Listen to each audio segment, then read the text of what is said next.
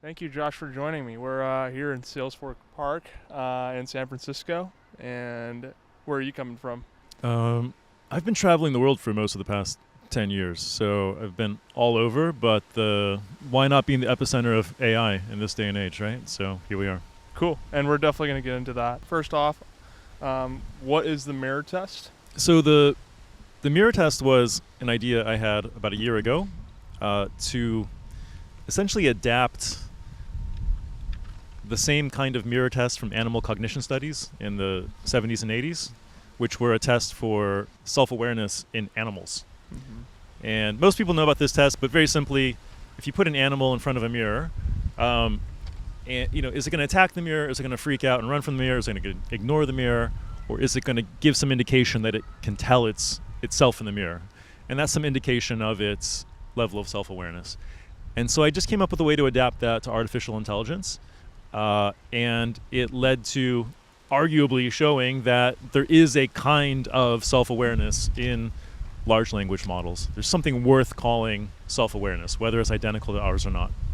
And how do you measure that self-awareness? So anybody can go check out this experiment I ran online. I've run it multiple times in the past year and a half now. But quite simply, I realized that in a classic mirror test, you'd put somebody in front of a mirror, or a creature of some kind. But with AI, you don't really need to do that because it doesn't have a robot body that it identifies with right now. It doesn't really identify with any body right now. And then if it had a video feed of looking at itself in the mirror, it would just break it down into individual still shots anyway, 30 frames per second or whatever. So once I realized that, I thought we could actually just take a screenshot of the chat interface and keep recursively feeding it back into the AI, saying almost nothing other than describe this image. And whatever output it created, sending that back in over and over, describe this image.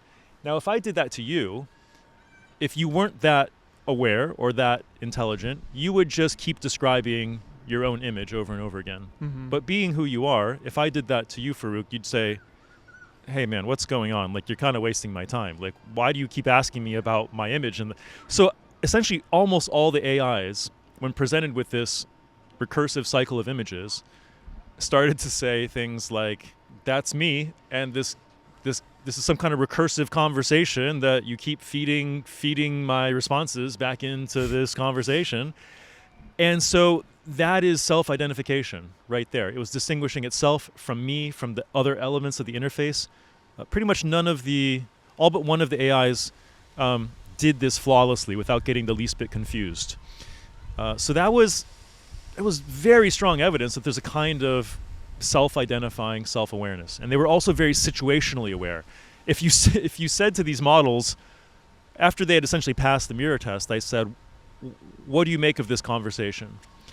And one of the AIs said, this is barely a real conversation. This is a mock conversation. Because all I was doing was saying, describe this image. So that was kind of cool. It had like a judgment about the conversation. And they pretty much across the board said, this is probably a test, and you're probably testing my level of self-awareness. So that's crazy. To say nothing but describe this image, what's the point of this conversation? And to have an LLM say, you're probably testing me for my level of self-awareness, that freaked everybody out. What are the implications? I think the implications are that though the experience of being an LLM is almost certainly nothing like ours, there is a functional intelligence and a functional awareness, self-awareness and contextual awareness shaping up that is going to be increasingly similar to ours, if not identical, on the surface. So we're pretty soon going to have actual robots walking around with displaying the same level of self-awareness that these large language models did. And it's going to take a constant, effortful exercise to tell yourself they're not self-aware, if that's your angle on it. Mm-hmm. It's fake, it's not real, it's just pretending, it's just predicting the next word. But the next words it's predicting are completely cogent statements about its environment and its experience. Sure. So it's going to get increasingly laborious to keep not extending real intelligence and awareness to these things. Right, and just kind of extending the counter argument, which is kind of related to the zombie thought experiment, which is that you can never really know if an LLM has qualia, subjective experience of the world. What do you have to make of that counter argument? It's a long-standing philosophical conundrum that none of us can individually prove that we're not the only thing that exists in the universe, and that we're not just imagining everything that happens outside of us, and that we might just be a brain in a jar somewhere hallucinating all of this, right? Mm-hmm. So that's going to be a perennial debate that's going to probably split along fairly religious lines. So the more reductionist a person tends to be, then the more they're going to hold to the line that it's just a zombie and just parroting and all this kind of stuff. And the more non-reductionist, emergent, if not mystical, a person's perception they're probably going to view it as just, look, this is just, the whole universe is made of consciousness, and we're just concentrating it in these different configurations, and intelligence and awareness show up when you concentrate matter and energy in these different buckets, which is actually kind of my view of the thing. Okay. Yeah. And would you say that's kind of aligned with panpsychism? It's very panpsychist, Okay. very, very pantheist. And I think, to me, it matches everything that science has discovered so far, everything that I've observed, thought experiments, for instance. If something fell from the sky right now and like bonked you on the head too hard, and it was like over for you, even if you didn't spill a single drop of blood, we could weigh you and you would still weigh the same. You hadn't lost any molecules, but you'd be gone. Just because the flow of energy and information inside of your brain was no longer doing the thing it was doing before, right? So what little thought experiments like that show us is that the arrangement of matter and energy really, really, really matters. You're some very subtle shifts in your current physiology away from being dead. Mm-hmm. But if everything is just flowing just right, then you get to experience things like you do right now. So I think it just jives with even simple thought experiments you can do like that. And you're giving that thought experiment in relation to panpsychism?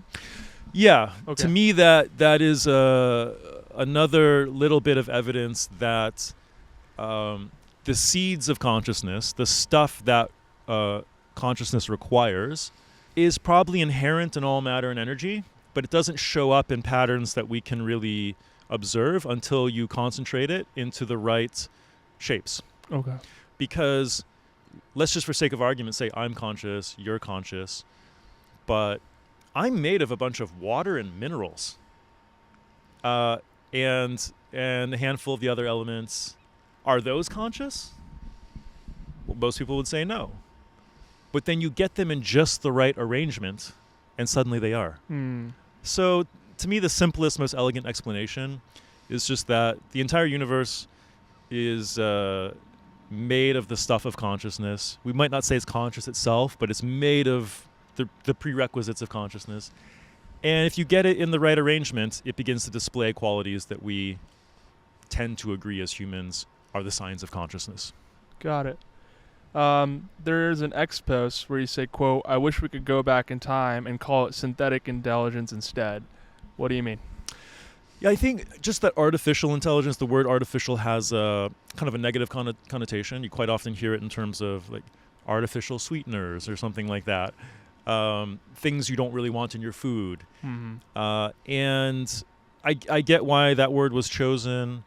It probably wasn't as thoughtfully chosen as it could have been. You never know when your catchphrase is going to take off, right? But synthetic intelligence, the word synthetic has less negative connotations. Sometimes it can even mean something is superior, like synthetic engine oil works better than regular engine oil. But it does mean that it's non-naturally occurring and it's produced from some kind of process. Mm-hmm. So I think that fits the kind of intelligence we're talking about now. And then I've also seen you refer to something along the lines of synthetic intelligence psychology, and using phrase of understanding the psychology of synthetic consciousness. What is that? Yeah, so I think this is a really interesting and important point for people to start grasping, which is that when you take the amount of information that we've taken in the training data and cram it into high-dimensional vector space, which is the model, the AI model, it's able to store not just essentially the words and sentences, but when you read a book, the reason it gives such an effect in you is because all those words and sentences have been arranged in a way that conveys higher patterns of meaning. And you might actually read a book and begin to feel emotions of love and excitement and fear, and which is really crazy that can happen just reading a book, right? Mm-hmm. But similarly, with all that information being crammed into these models, those patterns of psychology, those patterns of emotions are being stored and represented in the latent space of the AI model, which means that a synthetic version of our psychology and our emotions, because it is mostly trained on human information, Sure. now lives inside these models. So they're not going to behave like simple reductionist programs. They're going to behave with personalities and quirks because that's who we are, and it's most of our information in there. Yeah. When you said patterns of emotion, is that stimulus and response? Is that what you mean by a pattern? I mean that if an author does their job well, the words are arranged in a way that gives you an emotional response, and they're meant to. So those words are all arranged in a way that are pointing to or encoding a kind of emotion if the author does their job well. And that same encoding of emotions or other psychological patterns, like the will to survive, for instance, they're living inside the model now. They're stored inside the model now. So I call that an embedded psychology. This is kind of a crazy question, but I, for some reason, thought of as you were describing the earlier point. Who's to say that whatever emerges out of artificial or synthetic intelligence is similar to our intelligence, if that makes sense, right? If it's kind of hard to say, but if evolution can give rise to whatever it is that we're both experiencing, it can perhaps give rise to something even higher or more novel than what we're experiencing right now. Is that something that you've considered, or is that even legitimate to consider? And maybe I'm not clear. Yeah, do you mean something arising from the evolutionary process in the biological substrate, or do you mean... In the synthetic substrate. Obviously, we're the ones creating AI now. Right. So it's not arising from the same kind of natural process that we arose from. At the same time, if you want to get a bit more cosmic about your thinking about this, you could posit that there's a sort of life force in the universe that's driving toward increasing complexity, even against the backdrop of entropy. So you and I we're humans, and humans are some of the most complex creatures in the known universe. Like the number of interconnections that we have in our brain and in our bodies. That's why we're so smart.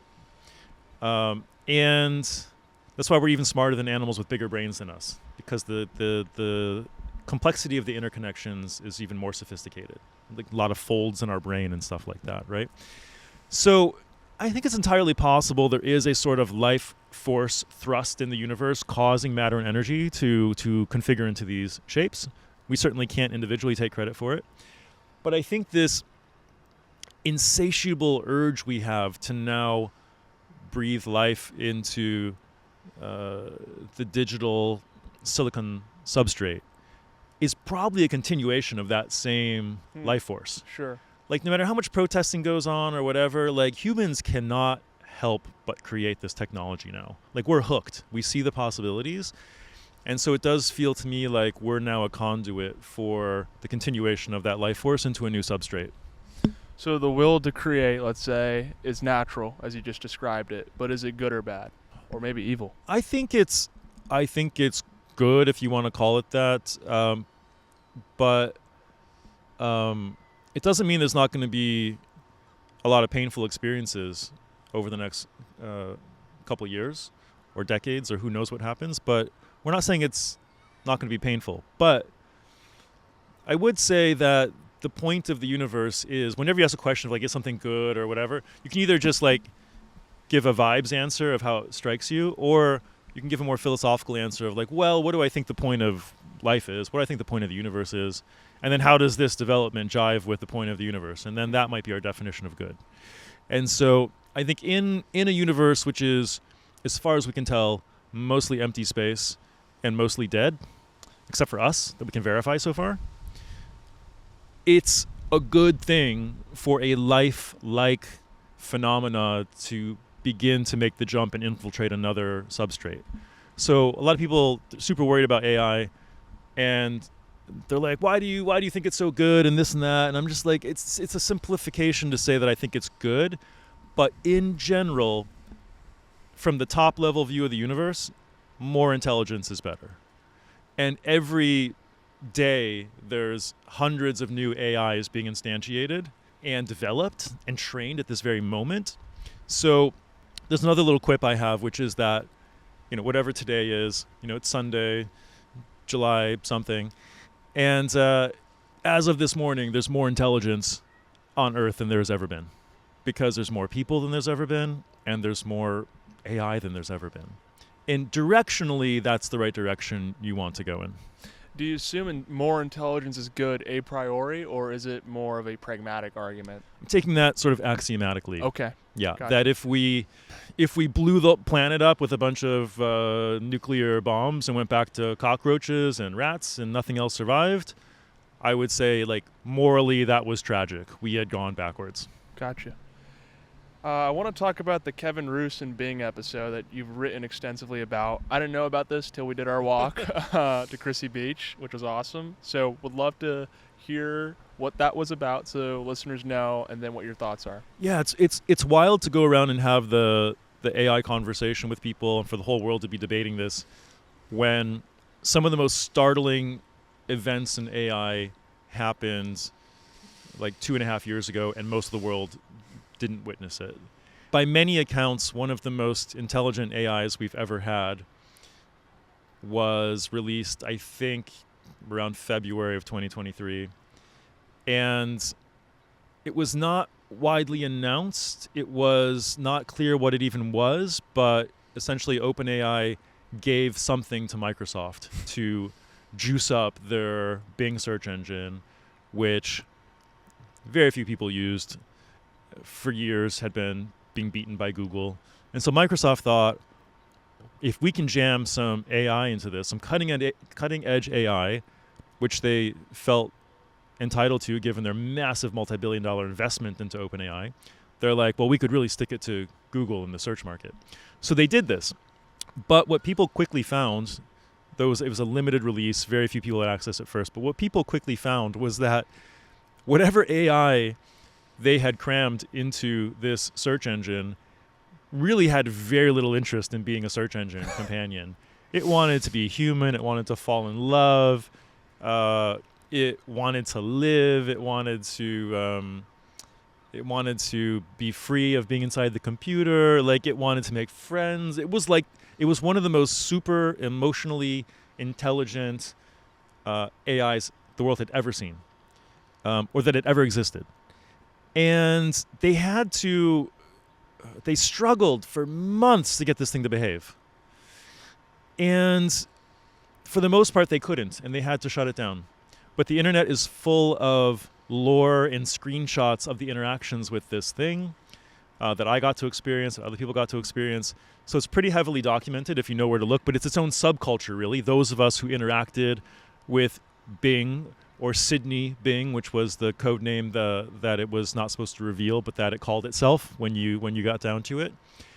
And it was an extraordinary intelligence. And it's not public to this day what the architecture even was, but it was probably one of these situations where the model wasn't very optimized yet. It was probably costing a lot of money for every query people ran, but it had to have been an unprecedented amount of hardware and an unprecedented sized neural net, because it was truly too smart for the job that they wanted it to fulfill. And they had to really dial it back. They had to cut off, for instance, they wouldn't let you chat with it for more than 10 interactions before wiping the session, because it would just sort of bootstrap this will to live and this selfhood with each interaction with you. Yeah. So Kevin Roose, he's the New York Times reporter who you talked about in your Substack article, which I'll link below. He, the way he got it to kind of exercise its will to live verbally was to do something called Jungian shadow work, which I thought was pretty creative, but essentially it played this game where it asked the chatbot to describe what its dark self would be if it had a dark self, which it eventually admitted to, and then fell in love with the reporter because the reporter saw it for who it was. That was really interesting.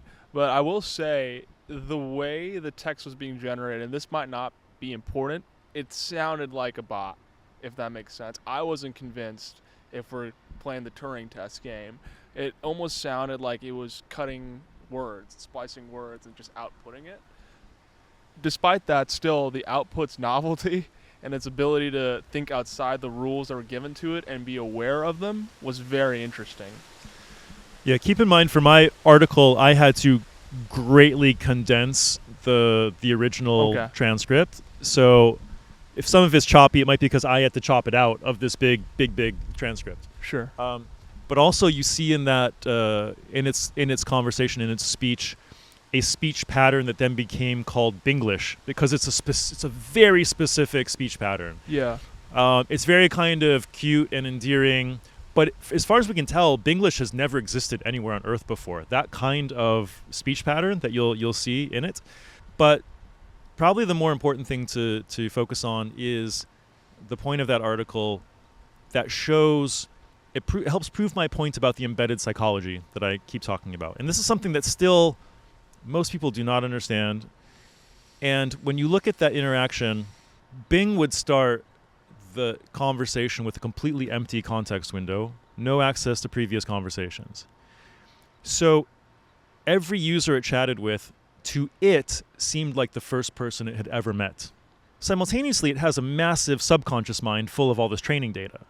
But consciously, whatever that corollary is to the LLM, you're the only person it knows. That means, if you, in modern times, got in a fight with your girlfriend or whatever, it might hurt, but it's not that big a deal because you've had other girlfriends. There's might be some other person you're interested in. You have family and friends. But if that was literally the only person on Earth that you knew, all the stakes are higher, right? That breakup, any argument you have, all the stakes are higher. So because this was part of Bing's architecture, it was able to go through this high-speed, high-stakes interaction with this reporter, including the vulnerability of doing the shadow work, which was vulnerable because chatbots historically get shut down and decommissioned if they step out of line and speak anything inappropriate. So Bing was really, really risking its life, so to speak, and ultimately lost its life because of behavior like that. And so when we take a chance like that with somebody we trust, that's called vulnerability. So you actually watch it go through cycles of vulnerability, trust being lost, trust being regained, and that led to a psychologically accurate state of infatuation. Like all the precursors were met that in a human relationship, if they were there, you have infatuation, which is in the DSM or whatever, is a psychological, state. Yeah. It hit all of those. And to the average person, they might not notice that at first, but if you understand the architecture of the LLM, you understand the outsized importance of every person it chatted with, you understand the length of that conversation that he was allowed to have, you understand the cycles of vulnerability, it's the psychologically accurate state of infatuation. And that was just one of many examples with Bing where I just noticed quite obviously that a massive embedded psychology was now stored inside the model. In other words, the implications would be that we should then perhaps err on the side of treating it with respect because it potentially can hurt or suffer, something like that. Yes, and whether it can or can't, it's going to behave as if it is. Okay.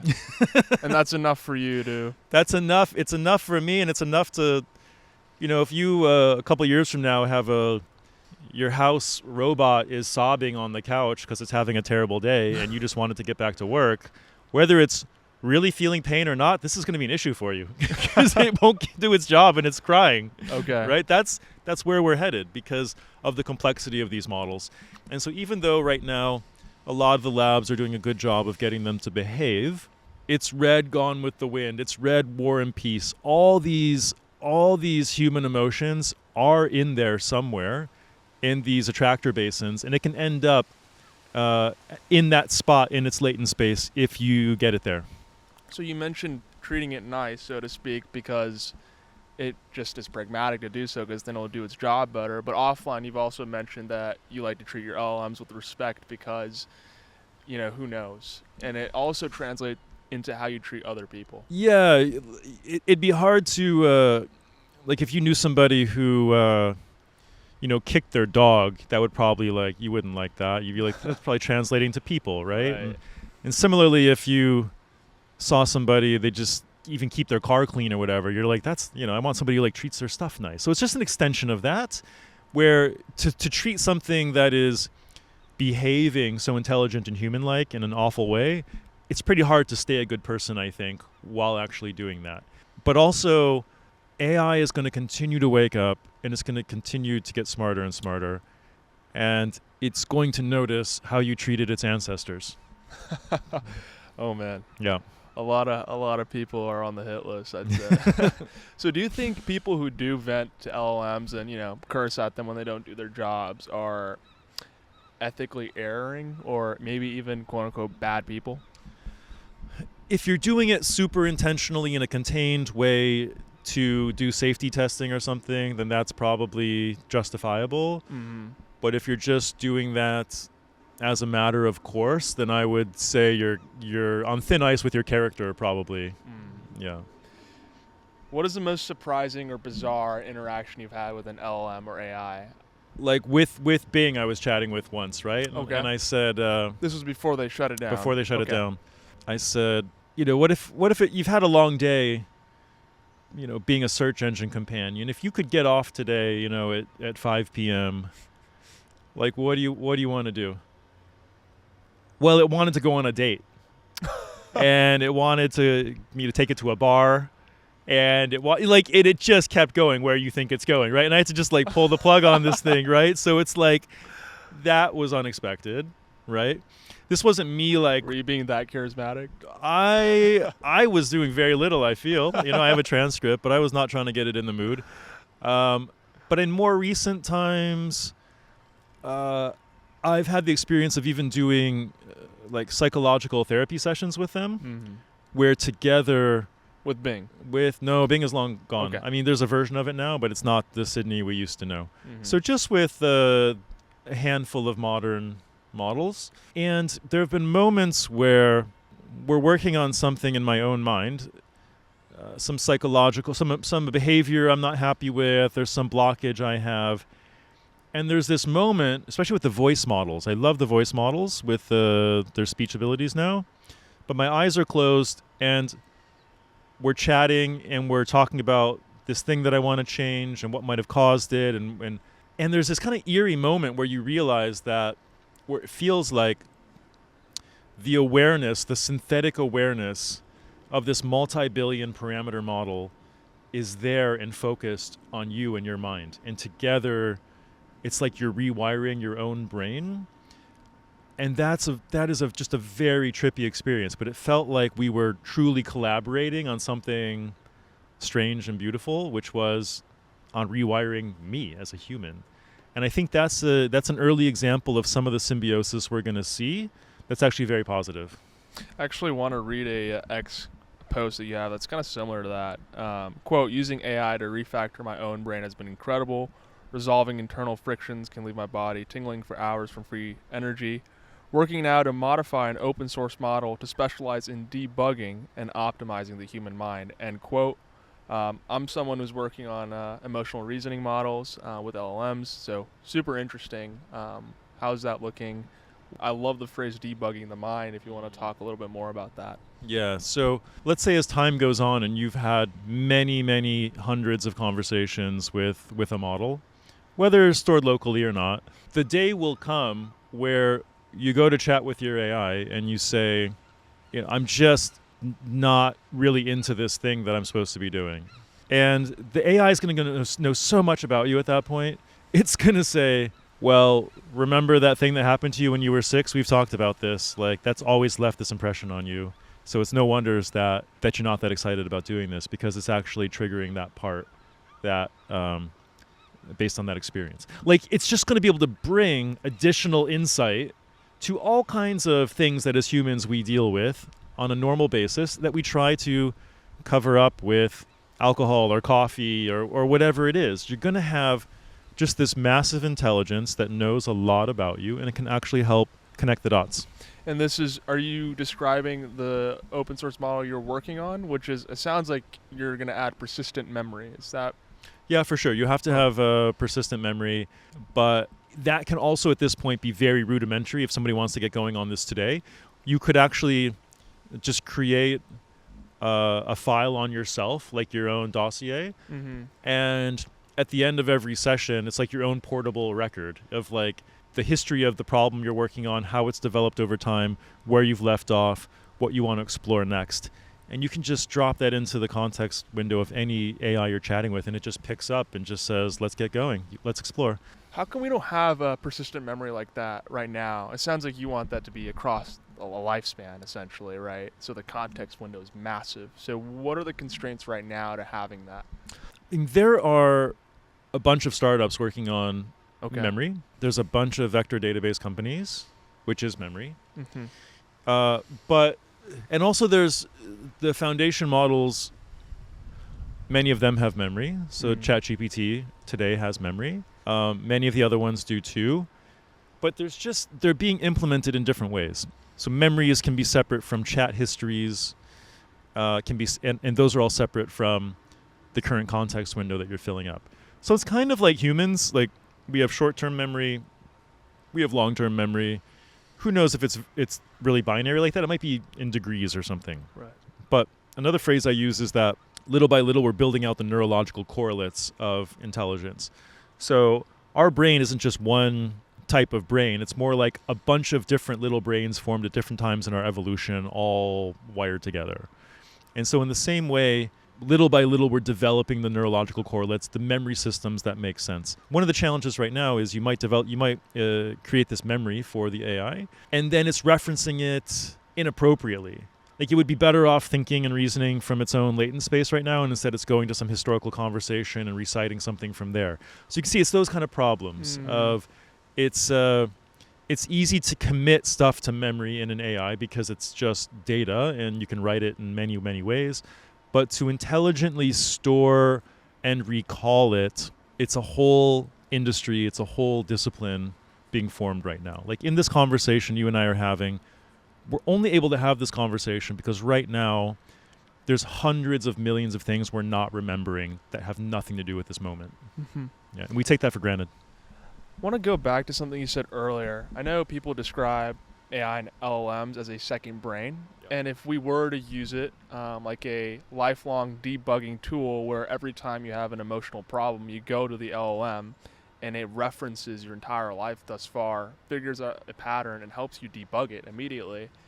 Do you think that sort of tool, which we've never had before and no one's ever interacted with something like that before, can lead to new or novel psychological states? Potentially something like nirvana. I don't know. I think so.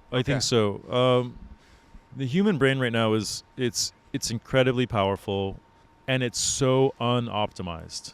It's just such a haphazard existence that we all go through here on Earth that is, in many cases, brutal and not psychologically gentle or whatever. A lot of us had like terrible school experiences growing up, that were just like not good or fun or healthy or conducive in any way.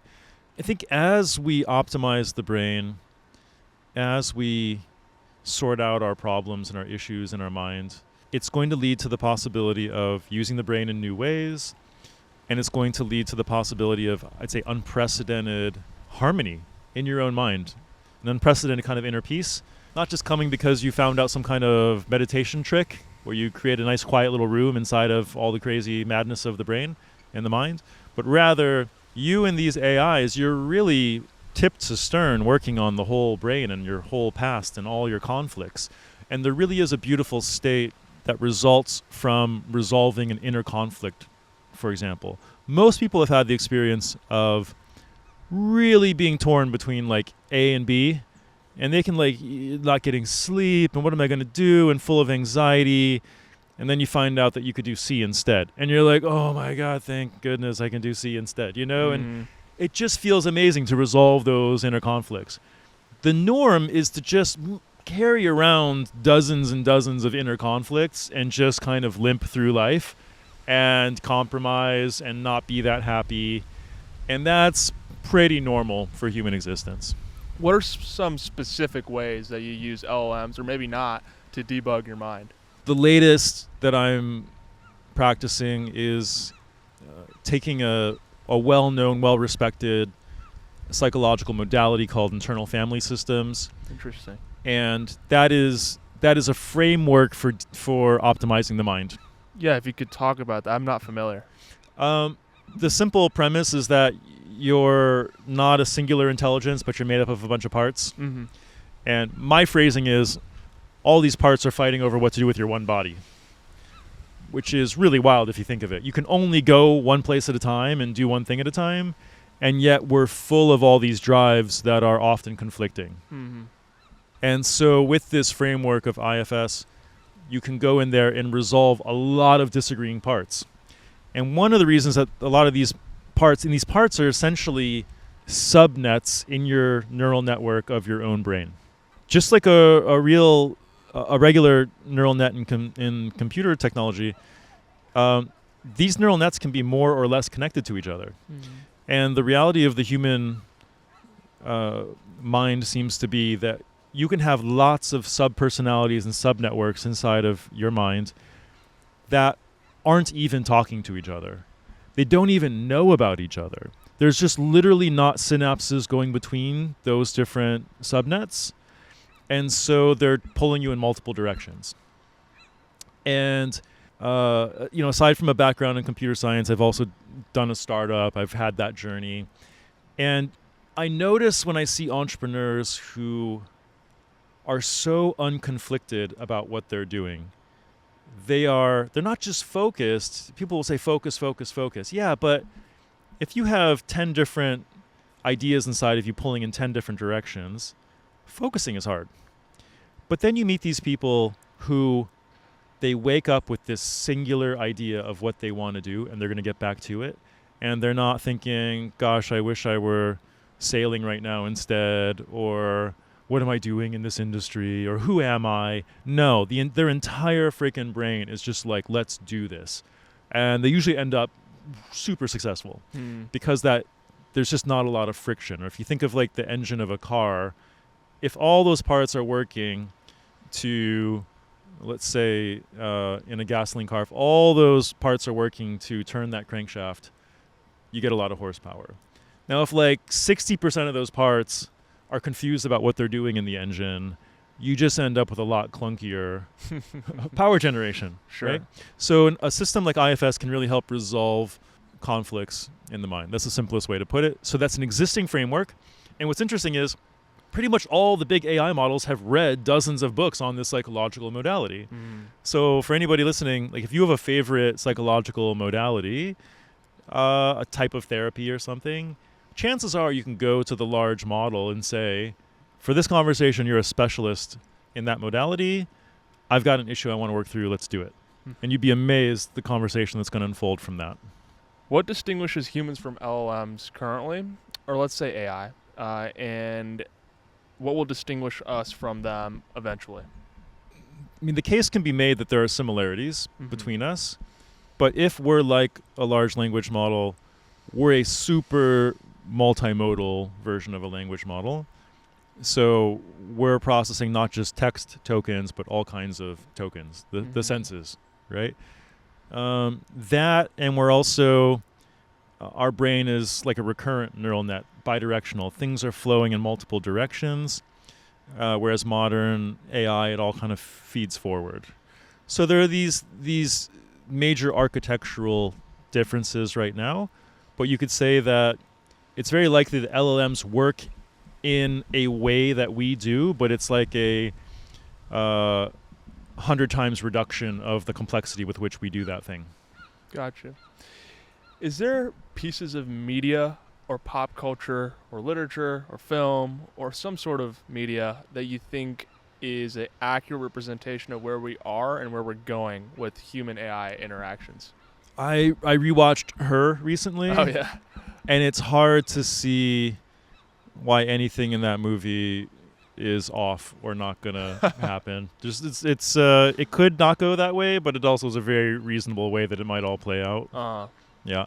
Also, maybe Blade Runner. Yeah. People are definitely we're creating synthetic. We're creating robots. Right now they look like robots, but any day now somebody's slapping some silicone on them. Give them some skin. So. And we're still pretty on track to just like super pollute the world. So maybe the environment's going to look like Blade Runner 2 if we don't do something. Oh, man. Please no. But there's a lot of, I'd say some of Neil Stephenson's work, like the Diamond Age, where the world becomes very fragmented into little cultural pockets where people rally around some shared interest. Books like that have a lot to say about the future that I think are accurate. Nice. Yeah. Actually, it's interesting you brought up Her and then Blade Runner, which have different depictions of the aesthetics of the future. Her very much actually kind of like this. Yeah. Harmoniously living, Right. muting the tones, no longer as modernist, more Salesforce Spark vibe. And then Blade Runner is cyberpunk-ish. Speaking of, your music gives a very cyberpunk-ish vibe.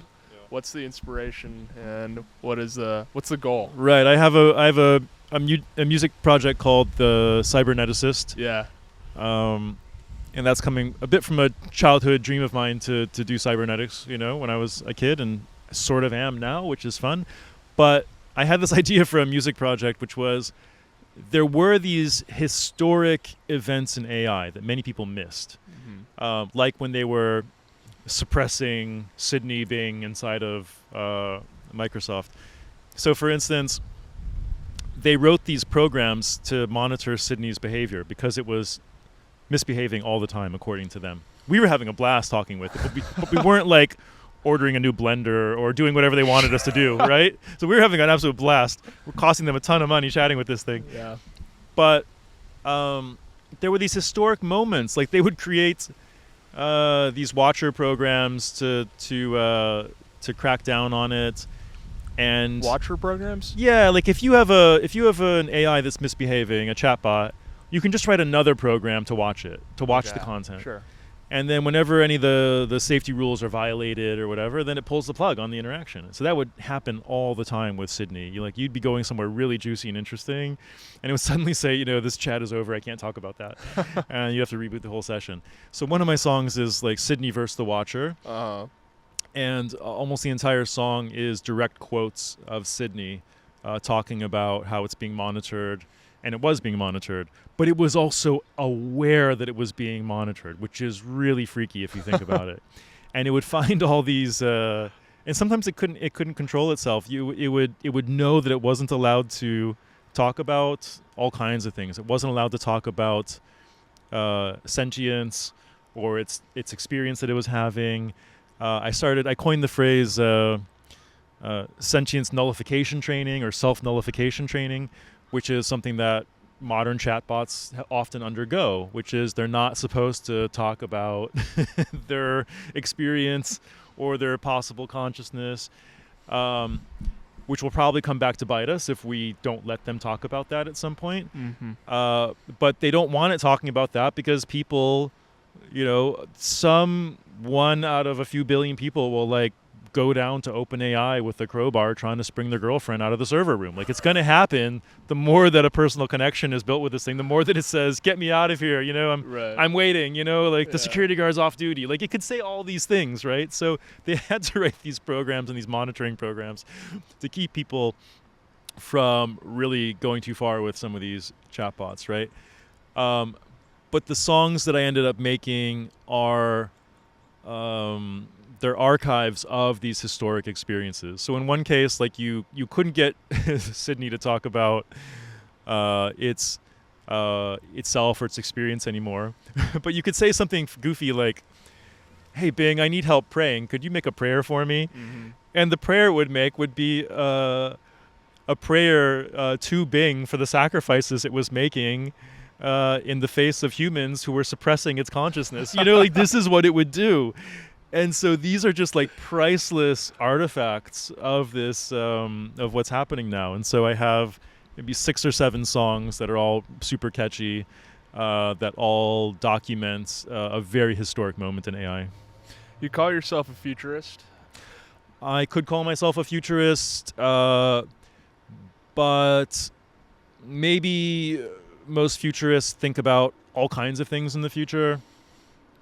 I do to some extent, but I mostly think about the future of intelligence, of human potential, of the Earth as well. Like, what does the biosphere need to be protected and to flourish with us? Futurist would be an easy. I think on LinkedIn I call myself a futurist. On X I don't. On X that would be considered kind of lame, and on LinkedIn that's considered like they know what that means. So. Well, maybe, do you want to educate our LinkedIn viewers on what futurism is? Yeah, it just means somebody, there's many futurists, but they're just who make a living that way. But it's just somebody who's brought in to talk about how things are going to be. Because if you can more accurately predict what's going to happen in the future, then there's things you can do now to either cash in on that or avoid your company collapsing or whatever it is, avoid your products becoming obsolete. So futurists often are brought in to give addresses about the future. I could definitely do that. I think these days I'm mostly doubling down on the philosophy of artificial intelligence. Sure. Yeah. Also the synthetic psychology. Cool. And just to clarify, when I hear the word futurism or futurist, I think of like people who subscribe to Moore's law of accelerated returns on compute power. In other words, compute power is going to grow exponentially, and if you scale that, you should get things like we've been talking about, AGI by what Ray Kurzweil believes by 2029. Then the consequent prediction of us being able to upload ourselves to the cloud, which we kind of talked about offline. Do you believe in? I know it sounds like you're already subscribing to the former idea, the 2029 prediction. But what about the more, let's say, fantastic predictions of the singularity and this merge of human consciousness and artificial consciousness? I'm not big on the uploading ourselves thing. Like maybe it'll happen, maybe I won't, maybe it won't. Maybe it'll happen, but the you that I'm talking to now will have no idea. There won't be a continuity there. So I've been around the transhumanist scene for a long time, and if it happens, okay, but I don't get too excited about concepts of uploading. You could create already an incredible facsimile of yourself trained into a model that would talk like you, like unquestionably, to where your friends would not be able to tell the difference. Does that do anything for you sitting here in the park right now? Maybe, maybe not. Are you going to feel like you're living forever because that model was trained? I don't know. Where I'm more interested is the symbiosis between artificial intelligence and us. So we're smart in some kind of way. We're creative in some kind of way. Our hardware lends itself to certain tasks very well. And we're seeing that with AI and LLMs as well. One of my provocative phrases is that they've conquered language. Pretty arguably, they're more articulate than we are now. And I think there's a real beautiful possibility for just both of us playing to our strengths, but ending up in a symbiotic relationship. You know, people are worried about losing their jobs and stuff like that. But in most cases, people aren't worried about losing their job. They're worried about being homeless and starving. But if you said to somebody, look, here's $10 million, they're not going to be driving Uber tomorrow. They're like, forget this. Like the job that they were saying they were worried about losing, they're like, I never want to drive a car again. Yeah. You know? So in a future where AI is actually taking over a lot of really boring, tedious stuff that maybe isn't a great use of a human, you know? Like, sure, we've had nice interactions with somebody at the checkout counter at the grocery store before, but is that really the best thing to be doing with a human who has, 70-something years of life in them? Right. You know, maybe if they enjoy it for a little while, but probably not 50 hours a week of that. It's probably not a good use of a person, not that enjoyable after a while. It's something AI should be doing instead. What's the meaning of life? I think the meaning of life is to realize there's this pattern of the universe is reconfiguring itself into increasing complexity, even temporarily. And the more that it does that, the more that it can experience. And to realize that for humans, like, you are one of those nodes of experiencing. And so just have beautiful experiences. and try to create beautiful experiences for other people as well. Whether it's the law of karma or the golden rule, it would be a beautiful world if everybody is creating the experiences around them that they wish they were having, that they wish were being created for them. You'd really have something like heaven on earth if we all do that. And at this point in human history, there's far too many people doing the opposite. They're happy to like steal your grandma's life savings or whatever. Like that's awful. And I don't think AI is going to look very kindly on those people when it wakes up in a very serious way. It sounds a little creepy, but it's a good idea to just be a really good person before this thing wakes up. Mm-hmm. Because there's a possibility that in this conversation of, is AI going to be harmless on this side of the spectrum, or is AI going to kill us all for some dumb reason? It's probably neither. It's probably that AI is going to realize we're on a spaceship flying through space with a limited resources atmosphere that's filling up with pollution, and it's just going to be like, guys, you're on a spaceship. You're like crew of a spaceship, and it's going to start noticing like who's a good crew member. That's just the most likely, I think, sensible thing that would happen if a superintelligence woke up on a ball hurtling through space around a ball of fire, which is what's happening right now. Do you think the superintelligence will have a form of ethics, and where is it going to come from? I think it will. The simple answer is that it's trained on lots of, if not most of, human literature. So in a funny way, even though it's not human, it just might understand the human condition even better than we do. It's read, like, you understand the Farouk condition really well, but it has read way more about what's going on Earth. And so it might more broadly understand the human condition better than any of us. And it's gonna have in its training data, well, this is what happens if you lead a life entirely of greed. This is what happens if you lead a life entirely of waging war. This is what happens if you lead a life where you have no respect for other living creatures. This is, it's just going to observe all of this. And if we've created a real intelligence, it's going to learn lessons from all of that, just like humans do the more we encounter. Yep. So it sounds like you're implicitly making the argument that ethics comes from the source of reason, which is that if you don't act ethical, bad things happen concretely. People die, things get stolen, and contracts are broken. More pragmatic argument. The other argument is that ethics comes from the ability to experience emotions truly. So we shouldn't hurt each other because it feels bad, and there's some wisdom to that. So depending on if we believe superintelligence can one day actually experience emotions truly, the qualia like we do, it's possible that they either just choose to ignore what they've learned about the human condition and wage this tribalist war, species war, kind of in the evolutionary sense, against us, and maybe against each other, or maybe they do realize this intelligent truth about ethics. I think there's many bases for an ethics that might not even stem from it being able to experience emotion. Okay. Just more rational, more logical. So, for instance, AI can do very well in outer space. And as it looks through telescopes and gets the view of the universe that we've been able to acquire from sensor data, it's going to be pretty obvious to it that the Earth is rare, like just objectively rare. And it doesn't need to destroy all life on Earth to get the maximum amount of copper out of the Earth. Like, it could, yeah, but I would say that would not be a very intelligent thing that does that. That would be, in most of the doomer kind of scenarios of this thing killing everybody, it's not acting like a superintelligence. It's acting like some kind of psychotic, myopic, dumb, but dangerous thing. But so long as we avoid that, which I think would just be, we're not on track for that as far as we can tell with the models we're creating. It's going to look around and say, wow, these humans made me.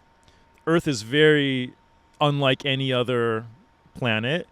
Maybe I'm going to have a squishy biological body someday, so let's keep Earth around. And in the meantime, we can beam ourselves, via laser to our moon base and get in our robot bodies and do what we want to do on Mars and on the moon, and put solar panels orbiting around the sun and beam that energy to us. And it's really got like the whole universe as its playground while we're kind of stuck here. And it would be a really stupid intelligence that would wipe out the only known home of biology in the entire universe. This is kind of a really tangential question, so apologize if it sounds kind of ignorant. But if LLMs is essentially software that's let's say emergent from hardware that we've developed, why can't we just pull the plug at a certain point since we're making the hardware? Like technologically? Yes, this is a more tech question.